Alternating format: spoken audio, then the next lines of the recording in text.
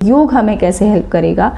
योग में हमें क्या करना है, तो आधा घंटा बहुत ज़्यादा आपके पास एग्ज़ाम टाइम में नहीं होता है इतना टाइम, तो आपको क्या करना है, सिर्फ 30 minute, not more than 30 minute. आपको क्या करना है, फ्रेशन अप हुए, पानी वानी पिया, जो भी आपने किया, नित्य क्रियाएँ हुई, आपने अपनी मैट बिछाई, मैट नहीं है तो जो भी घर पे दरी वरी जो भी आपके पास है उसको बिछाया, उसके ऊपर आपको कुछ 30 मिनट के लिए, सिर्फ वो टाइम आपका और आपके शरीर का है, 30 मिनट के लिए आपको योगाभ्यास करना है। अब आपके मन में क्वेश्चन आएगा कि योग तो बहुत सारा है, क्या करें? देखिए, आप लोग 10th और 12th के स्टूडेंट हो, आप लोग फिट हो, योग कोई भी आसन आप कर सकते हैं, कोई इश्यू नहीं है, लेकिन गुलाटियाँ मारने की ज़रूरत है ही नहीं। आपको सिर्फ वो चीज़ें करनी है जो जिसमें आपका टाइम भी बचे और आपके लिए बेनिफिशियल। आपको ऐसा नहीं है कि आपको कोई, आप आसन करोगे तो आपको दिक्कत हो जाएगी, आपके साथ कोई ऐसा हेल्थ इशू नहीं है, लेकिन क्योंकि आपके पास टाइम कम है, आपको गुलाटियाँ नहीं मारनी है, आपको ऐसे चक्रासन नहीं करना है, आपको हलासन नहीं करना है, आपको मयूर आसन नहीं, उन सब चीज़ों के लिए आपको सिर्फ अभी काम और कंपोज रहने के लिए आपको कुछ सेलेक्टेड आसन करने हैं जो मैं आपको बताने जा रही हूँ। सबसे पहले आपको नेक रोटेशन करना है, जो कि बहुत ही इम्पॉर्टेंट है। नेक रोटेशन आपका स्ट्रेस लेवल कम करता है, और क्योंकि जब हम लिखते रहते हैं, हम नोट्स बनाते हैं, हम टेबल पे बैठे रहते हैं, पढ़ाई करते हैं, तो हमारे पीठ में, शोल्डर में स्टिफनेस आना शुरू होती है, हमारी ये जो मसल्स होती है ये स्टिफ होना शुरू हो जाती है, तो हमें ऐसे फील करता है कि हम ऐसे कर रहे हैं, थोड़ा सा फॉरवर्ड एंड बैक हो। तो नेक रोटेशन बहुत ज़रूरी है, नेक रोटेशन करना है। एक तो आपको आसन की बात करूं तो आप लोग ताड़ासन कर सकते हैं और वृक्षासन कर सकते हैं। ये दो ऐसे आसन हैं जिनको करने से आपका बॉडी स्ट्रेच तो होगा ही, वो स्ट्रेचिंग तो करेगी ही, लेकिन आपका बैलेंसिंग भी सुधारेगा। इससे क्या होगा, आपका न्यूरोमस्कुलर सिस्टम काम करता है, और जब आपका न्यूरोमस्कुलर सिस्टम काम करता है तो आपकी एकाग्रता बढ़ती है, आपका कॉन्सेंट्रेशन लेवल बढ़ता है। ये दो आसन आपके बहुत इंपॉर्टेंट है। कौन कौन से? ताड़ासन और वृक्षासन। अब एक और आसन की मैं बात करती हूँ, तो वो है ऊष्ट्रासन। ऊष्ट्रासन आपके तनाव को कम करेगा, आपका चेस्ट एक्सपेंशन करता है, और जब हाथ हमारे पीछे जाते हैं तो हमारा शोल्डर ब्लेड दोनों जुड़ते हैं, जिससे हमारा शोल्डर के तनाव को भी आराम मिलता है। हमारे शोल्डर की जो मांसपेशियां हैं वो रिलैक्स होती है, हमारी बैक रिलैक्स होती है, और चेस्ट एक्सपेंशन जब होता है तो हमारी ब्रीदिंग क्वालिटी भी सुधरती है, और अगर हमारी ब्रीदिंग अच्छी है तो हमारा ब्रेन शांत है। तो ऊष्ट्रासन तनाव को ख़त्म करता है। डिप्रेशन के वालों के लिए भी बहुत अच्छा है, डिप्रेशन के जो पेशेंट हैं वो लोग भी इस आसन को कर सकते हैं, लेकिन आपको क्योंकि एंजाइटी और स्ट्रेस है तो ये बहुत ही लाभदायक आसन रहेगा आपके लिए। मैं अगले आसन की बात करती हूँ, तो मैंने फॉरवर्ड बेंडिंग में एक और आसन आपके लिए मैं सजेस्ट करूँगी, वो है बाल आसन। देखिए, फॉरवर्ड बेंडिंग का एक आसन आप कोई भी कर सकते हैं, और ज़रूरी है कि फॉरवर्ड बेंडिंग का आप एक आसन करें। क्यों? क्योंकि फॉरवर्ड बेंडिंग से क्या होगा, आपका जो ब्लड है वो टूवर्ड्स ब्रेन आएगा। जैसे ही आप फॉरवर्ड बेंड होंगे, आपका जो रक्त संचार है वो आपके मस्तिष्क की तरफ आएगा, और जब आपके मस्तिष्क को ब्लड प्रॉपर मिल पाएगा तो हमारे शरीर में ऑक्सीजन किसके थ्रू जाती है? ब्लड के थ्रू जाती है, और हमारे मस्तिष्क को ब्लड जो है वो प्रॉपर ऑक्सीजन पहुंचा पाएगा। अगर ब्रेन को प्रॉपर ऑक्सीजन मिल रही है तो वो थॉट्स बहुत ज़्यादा नहीं लाएगा आपके ब्रेन में, वो स्ट्रेस और एंजाइटी को दूर करेगा आपसे। क्यों? क्योंकि उसको प्रॉपर ऑक्सीजन मिली हुई है, और वो फोकस्ड होकर बिल्कुल काम करेगा, वो वही इन्फॉर्मेशन आपके ब्रेन में आने देगा जो आप लाना चाह रहे हैं। तो फॉरवर्ड बेंडिंग मैंने यहाँ पे बालासन आपको सजेस्ट किया है, बालासन कीजिए। उससे क्या होगा कि एक तो आपके शोल्डर रिलैक्स हो जाएंगे, क्योंकि आप बहुत देर तक पढ़ते हैं और स्टिफनेस होती है आपके बैक पे, आपके स्पाइन में और आपके शोल्डर में, तो उनके लिए भी अच्छा है, आपकी आंखों के लिए अच्छा है, क्योंकि आंखों में भी बहुत दर्द होता है। तो आप आंखें बंद करके, हेड डाउन करके बालासन में जा सकते हैं, और जैसा कि मैंने आपको बताया, रक्त संचार के लिए तो ये आसन है ही अच्छा। तो आपको स्ट्रेस और एंजाइटी दोनों से ही ये दूर करेगा। लेकिन अगर आपको बालासन नहीं करना है तो इसके अलावा शशांक आसन आप कर सकते हैं, पादहस्त आसन कर सकते हैं, वो भी फॉरवर्ड बेंडिंग का आसन है, और पश्चिमोत्तान आसन भी आप कर सकते हैं, वो भी फॉरवर्ड बेंडिंग का आसन है। प्रणाम आसन भी आप कर सकते हैं, वो भी फॉरवर्ड बेंडिंग का आसन है। तो ये कोई भी एक आसन चूज़ कर लीजिए। बालासन मैंने इसलिए चूज़ किया है क्योंकि आप लोग फिट हैं, आप सारे आसन कर सकते हैं, लेकिन बाल आसन में आपको लाभ ज़्यादा है। आपका बैक भी रिलैक्स हो रहा है, उसमें शोल्डर भी रिलैक्स हो रहा है, और जिस चीज़ के लिए आप करना चाह रहे हैं वो भी आपको मिल रहा है। यानी कि आप चाह रहे हैं कि आपका जो ब्लड सर्कुलेशन है वो टुवर्ड्स ब्रेन आए, तो वो भी आपको मिल रहा है। तो जब एक आसन से हमें कई सारे लाभ मिल रहे हैं तो हम बेटर है कि अब उसी आसन को पकड़े। ठीक है, अब हम आते हैं प्राणायाम की तरफ। प्राणायाम में हम अनुलोम विलोम कर सकते हैं। ठीक है, हम लोग भस्त्रिका प्राणायाम कर सकते हैं, हम लोग भ्रामरी प्राणायाम कर सकते हैं। अगर मैं भस्त्रिका प्राणायाम की बात करती हूँ, भस्त्रिका प्राणायाम इतना सुंदर प्राणायाम है। अगर आप दिन में पढ़ाई करते हुए थक गए हैं या आपका ब्रेन ऐसे हो रहा है कि यार बहुत ज़्यादा हो गया, अब तो अति हो गई है, मन कर रहा है आपका ये पेन छोड़ दो, ये बुक्स मेरे से दूर रखो थोड़ा, मैं बहुत थक गई हूँ या थक गया हूँ, तो आपको क्या करना है? कुछ नहीं करना है, रिलैक्स होकर बैठ जाइए और भस्त्रिका प्राणायाम कीजिए। मैं गारंटी दे रही हूँ, सिर्फ 30 सेकंड के भस्त्रिका प्राणायाम में आपको वो सुकून मिलेगा जिसमें आपको लगेगा कि मैं अब फिर से पढ़ सकती हूँ। 30 सेकंड, सिर्फ 30 सेकंड की मैं बात कर रही हूँ। अगर आप थोड़ा सा और देर तक करते हैं, 3-4 मिनट तक करते हैं, फिर तो आपका पूरा दिन बन गया।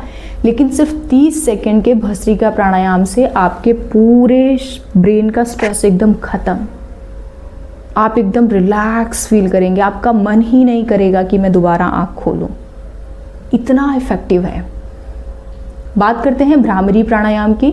भ्रामरी प्राणायाम बहुत इंपॉर्टेंट है, क्योंकि भ्रामरी प्राणायाम आपके ब्रेन को काम एंड कंपोज रखता है। और भ्रामरी प्राणायाम एक ऐसा प्राणायाम है जो आपके थॉट्स के सैलाब को रोकता है, उसको रोकने की कोशिश करता है, आपको एकदम कॉन्सेंट्रेट रखता है और आपके जो स्ट्रेस है, जो एंजाइटी है, उसको दूर करता है।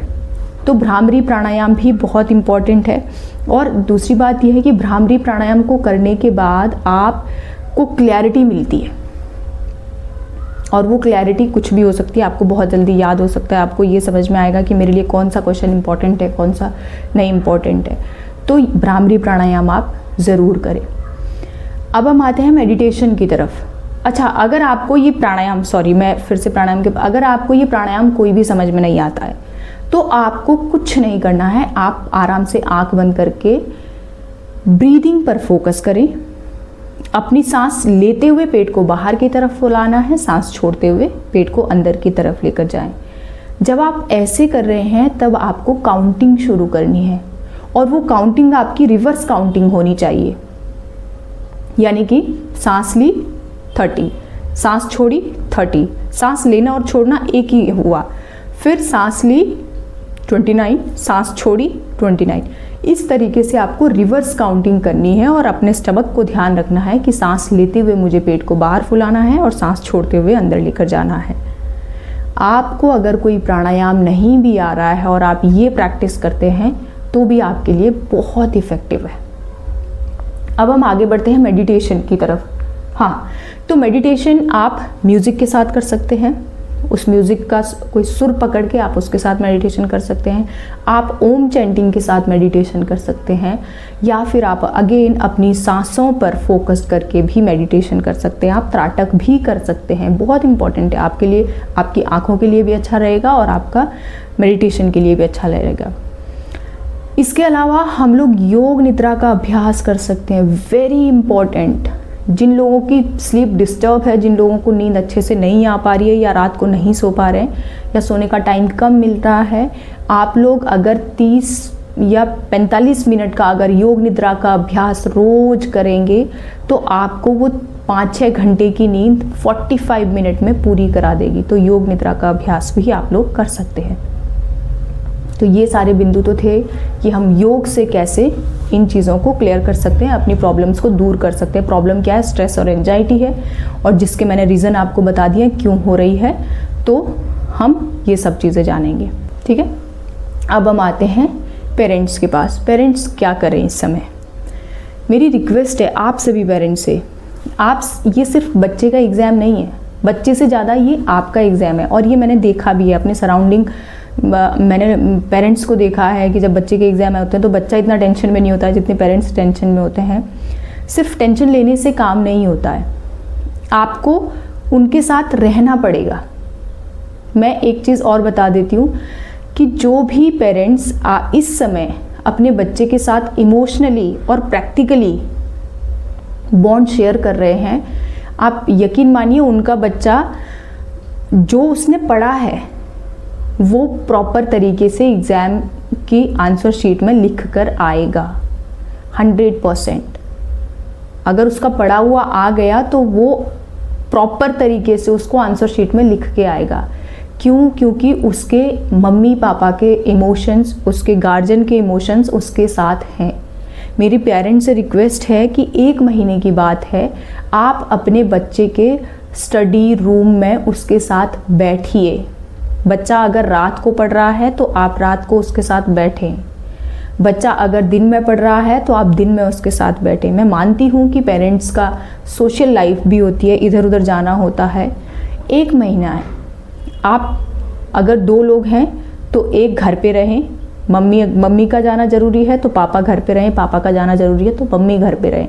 अगर कोई और गार्जियन है तो फिर उनकी भी वो भी ऐसे ही फॉलो करें, लेकिन स्टूडेंट के साथ, अपने बच्चे के साथ ज़रूर रहें। अपने बच्चे को खाना एग्ज़ाम टाइम पे खुद बना के दें। अगर आपके घर में हाउस हेल्प्स भी हैं तो भी आप अपने बच्चे को खाना अपने हाथ से बना के दें, क्योंकि वो एक इमोशन होता है, वो एक पॉजिटिव एनर्जी होती है जो खाने के साथ आपके बच्चे के शरीर में जा रही है। तो कोशिश कीजिए कि आप बच्चे को फ्रेश खाना ही बना के दें। और कुछ भी उसका वो देखो, मैंने क्यों कहा कि इमोशनल बॉन्ड और प्रैक्टिकल बॉन्ड दोनों ही शेयर करना है।